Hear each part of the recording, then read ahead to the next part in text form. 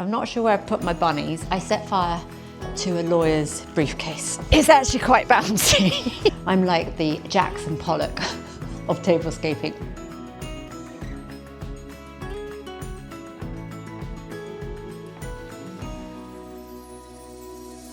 Hi, I'm Frankie and welcome back to my channel where I talk about all things interiors and fashion and home decor and lifestyle. And this time I am going to be doing my Easter tablescape because I've been inspired by the blossom in the garden. Easter is fast approaching and I always love to do a seasonal tablescape. So I'm just going to finish picking the blossom here and then come with me while I decorate the table. If you can cut blossom with the kitchen scissors, then why not?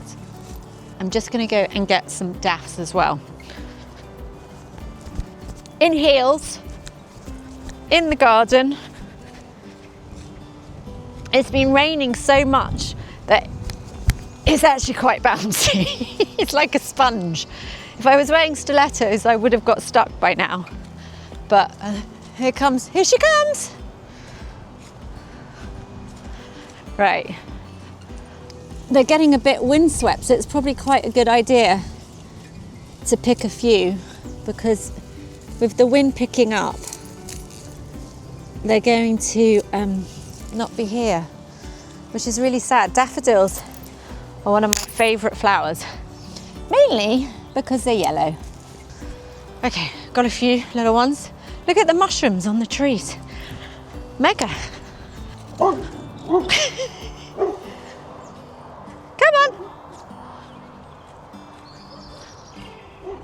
I'm like the Jackson Pollock of tablescaping. Oh, the cat's arrived.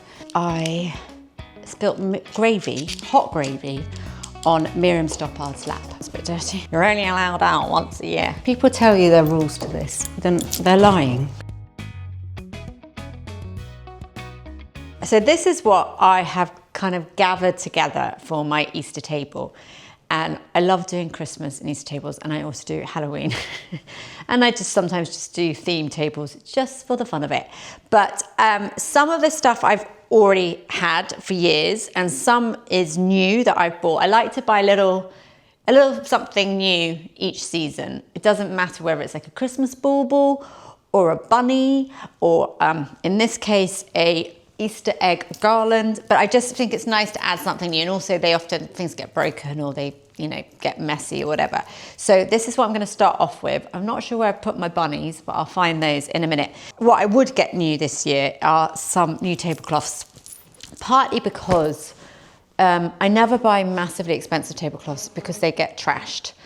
Everything gets spilt on them, and unless you're having them laundered at the dry cleaners, they tend to be quite difficult to get really clean. So it is a little bit of extravagance buying new tablecloths, but I tend to get ones that aren't too expensive.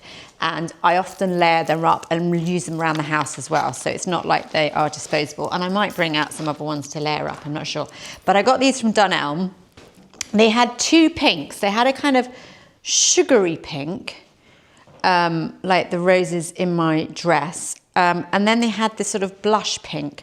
And I went for the blush pink. Well, partly because you'll see the cutlery I've got, but also I thought the sugary pink would just be a bit too saccharine in this room. And because the table's so big, I tend to get two. And at Christmas and not New Year, but at Christmas, we put trestle tables across, like old beer tables, across the bottom of the table. So it becomes like a big H. I'm not actually entirely sure whether this one is going to be all right as one on its own, or whether it's going to be, it's going to need two. But I guesstimated, oh, the cat's arrived. I guesstimated that we're probably going to need two. So I am actually going to use two. And I thought I was right in thinking that I was going to need two for this table. This table's 3 meters, and these are 230 centimeters, so 2.3 centimeters. So I was kind of right. And you do kind of, ideally, for a nice full effect table, want them to hang down. It looks a bit more glam if you have them hanging down over the edge. And then this is where I get really particular. This is always the trickiest bit. Line up the cloths so that it looks like one big cloth, It really annoys me if they're not the same level. Much like I hate gaps in curtains at night time. The curtains have to be completely met in the middle. It's level. Is that level? Yeah. Okay, so cloth. Only took about half an hour. Right, next thing. Now I bought this. So my sons always think I'm mad because I buy these garlands. Just gonna, you have to kind of branch them out a bit because they're on wire. I've got Halloween ones, I've got Christmas ones. If you look closely, they don't look particularly real, but they create a really nice effect. And this one I got from Dunelm, and I'm just gonna, you've got to sort of manipulate them a bit like that. And I like them looking quite wild. And also, as I've said, it smells amazing. So what I'm gonna do now is do my daffs. And I use these every season, and dinner parties and all sorts of things, and birthday parties. I got these from, look, they've got a very old label, £2.25, from a florist wholesaler. I think I've had them about 10 years. And they're just really nice little bud vases. So florists always say to make, if you're doing arrangements, always do it in odd numbers. So be it 3, 5, 9, rather than have 2 flowers in a vase, you have an odd number, which is often why when you buy a bouquet from the supermarket or something, you buy them, they're always in odd numbers. It kind of goes a bit against the whole symmetry design rules, but actually the asymmetry is sometimes more pleasing to the eye. So I've got my daffs, I'm just giving them a little, some are a bit better than others. Again, you don't have to have just one in each. It can be quite nice to have them a bit random, and they're bringing a bit of yellow. And so already the more synthetic looking garland is actually looking more real, except for the fact it's got little eggs in it, which look beyond perfect and not like they're from the chicken coop. Actually, I've probably got a couple of each of these, like that. Probably a professional tablescaper or florist would do it in a much tidier, messier way, but I don't really think like that. I'm like the Jackson Pollock of tablescaping, or indeed design, whereas I kind of throw everything at it and then it all kind of figures itself out. So this is me throwing everything on the table and then sort of rearranging it, figuring it out. And I found these this week in Dunelm. Oh, they weren't very much. They were, I think they were like £12. They weren't very much. And they're chargeable. And I like the warm light. And they'll be really good for outside, but while it's a bit chilly, you can also have them on the table. So I'm going to put those in here like this. And I had them on the table last night, and my youngest son said, "I much prefer these to candles, Mum." And I was like, oh, I didn't realise you hated the candles so much. But if we just kind of, see, look, now I'm rearranging again. So I've put that one there, so then I want to put the vase on the opposite side. Don't know why, it's just the way my brain works. And then also in Dunelm, I thought, it's Easter and it's my birthday. Let's treat myself to some new pink cutlery, because that's what everybody needs. But I actually couldn't resist it. We can never have too much cutlery because there's so many of us. And when we were at Christmas, there's about, I think we were 17 this year, and I had to go and buy more cutlery, especially when you've got like several people throughout the day for several meals and you don't want to keep emptying the dishwasher and everything. Anyway, £5.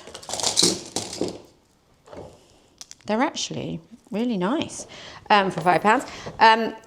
So £5. So we're going to lay the table for 8 because that is how many we are with my parents. They've even got teaspoons and spoons. Don't think we'll need the teaspoons. I'll tell you a secret, which you'll never know from this, but I am actually civil service trained.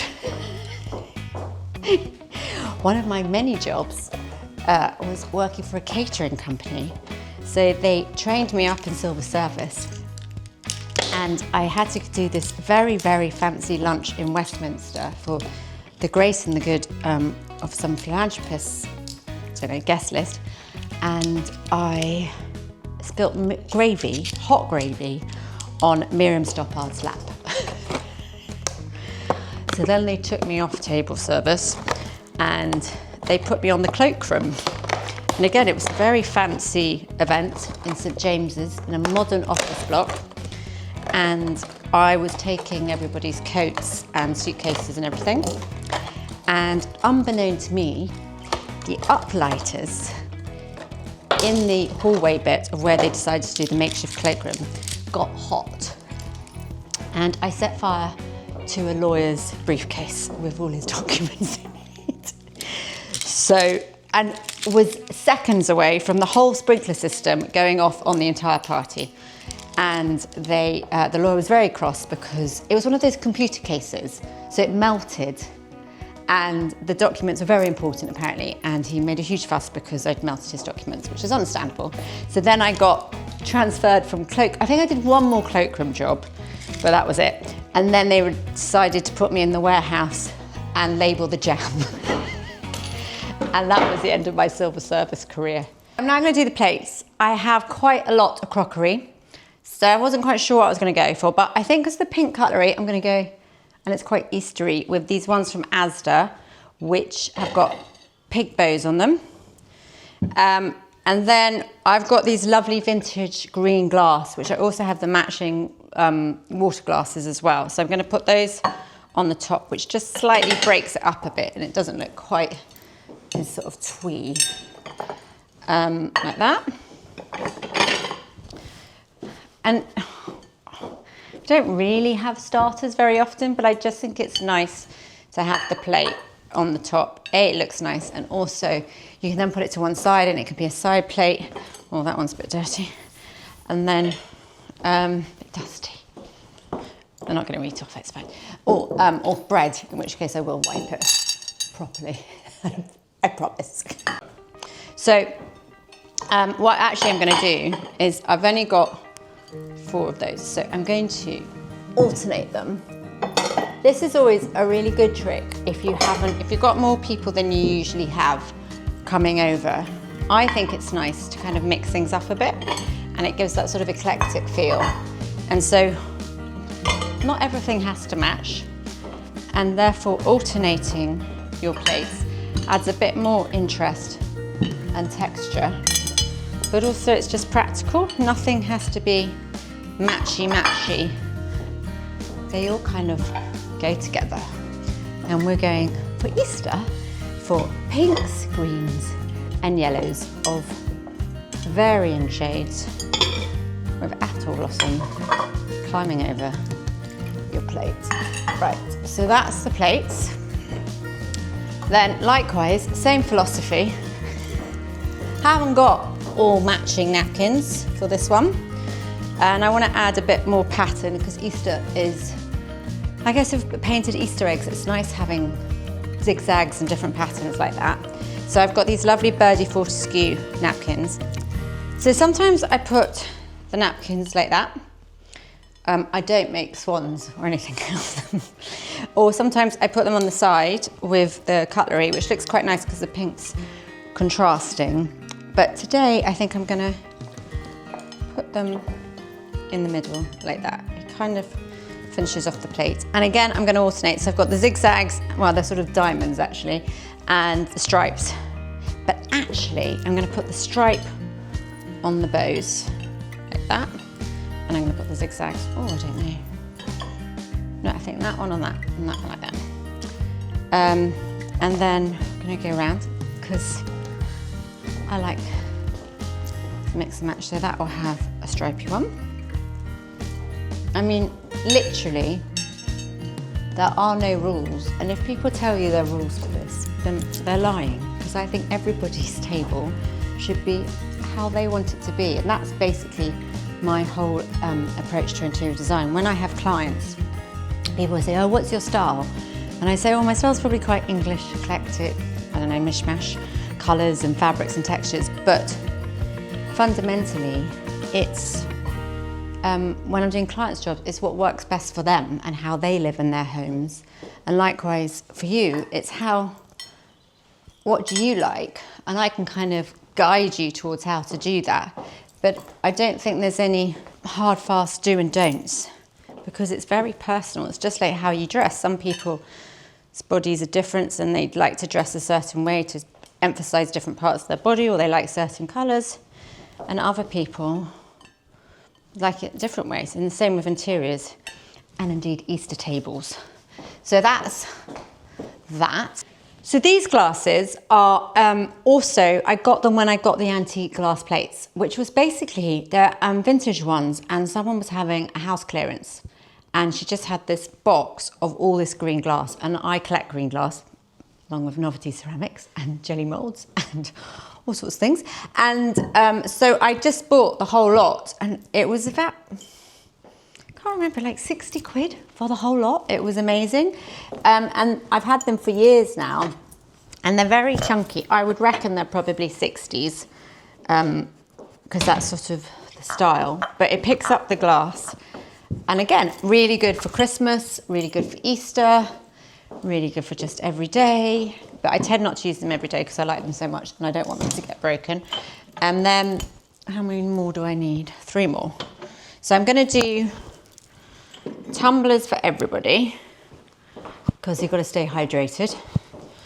And then not everybody drinks, so I'm just going to do 4 wine glasses. And these ones I also got from Asda. Supermarkets are great for glassware because it's not expensive, and therefore in these sorts of quite delicate ones, if you break something, it doesn't really matter because you can easily replace them, and they're like a couple of quid, so they're not, you don't feel like, oh, I've broken the family crystal or something or whatever. Not that I've ever had family crystal, but you know what I mean. I'm just going to scatter those around, and the drinkers can find their spot. But I quite like mixing the styles as well. I think it's quite nice having a blend of, and actually I've got little tumblers, so if they wanted a soft drink as well as the water, the ones who aren't drinking wine, and I think these are really cool. These are sort of 60s style, so it's slightly retro. Right, I got bunnies. Also, I did get these candles, which I couldn't resist in Dunelm. £5. They've got pretty flowers on them. So I think I've got some spare candlesticks on the windowsill, so they're gonna go in there.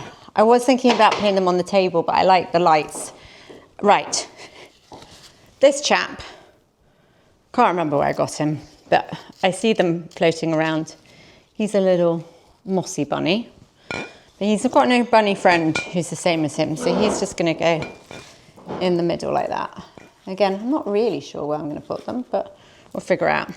Right, these big ones, this one's got a bit of wax in it from last Easter. They've only just come out the cupboard. You're only allowed out once a year. I think the big ones have like that.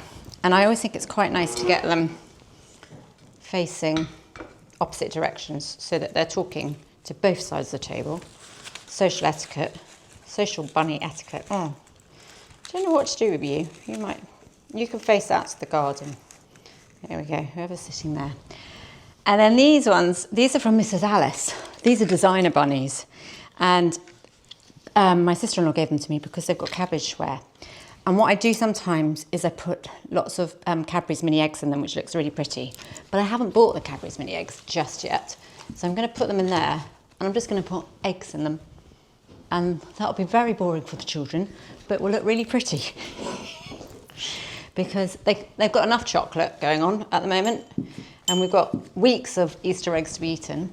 So if we just, authentic Easter eggs, even with straw on them from the coop.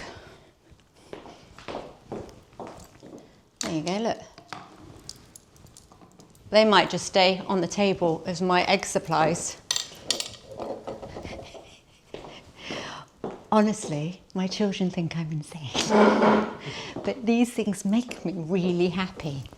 I think in a world of chaos, what we need is bunnies with authentic eggs straight from the chicken coop. Could have been the last eggs she laid. And then finally, my novelty ceramic shells, which are my salt and pepper pots.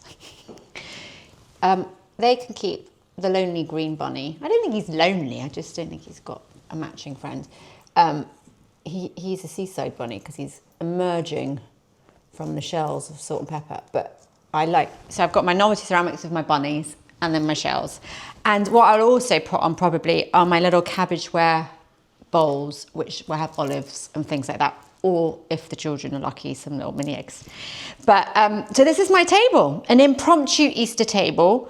But as you can see, if you stick to a simple palette, which in Easter, for me, Easter is kind of pinks and greens and yellows and whites, and this sort of blushy pink. You could go, I have got a yellow gingham tablecloth, which with everything still the same, would also look really lovely.